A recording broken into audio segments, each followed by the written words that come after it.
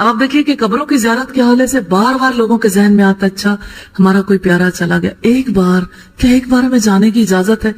تو انہیں عام طور پر یہی حدیث سنائی جاتی ہے لعن اللہ زوارات القبور۔ اس میں کیا شک ہے، اللہ کے رسول نے قبروں کی زیارت کرنے والی عورتوں پر لعنت فرمائی ہے، لیکن حضرت عائشہ سے روایت ہے کہ رسول اللہ نے قبروں کی زیارت کی اجازت دے دی، لیکن بعد میں اس زیارت کی اجازت دے دی گئی تھی اس شرط کے ساتھ کثرت کے ساتھ زیارت نہ کریں، اور دوسری بات یہ کہ جو خواتین ظاہر ہے کہ ان کے جو حالات ہو جاتے ہیں قبرستان میں اپنے عزیزوں کی قبروں پہ جا کے،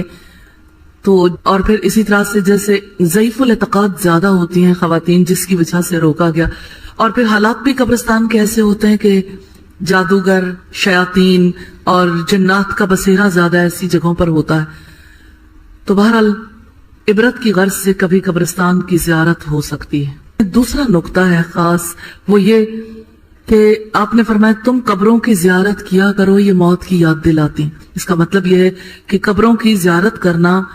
یہ انسان کو اس جہان سے اٹھا کر دوسرے جہان سے متعلق کر دیتا کہ انسان آگے جانے کی سوچتا رہتا۔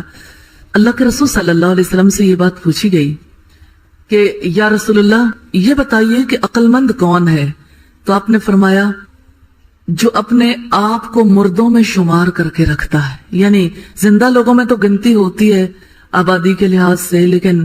عقل مند وہ ہے جو اپنے آپ کو اس جہان کا نہیں دوسرے جہان کا باشندہ سمجھتا ہے۔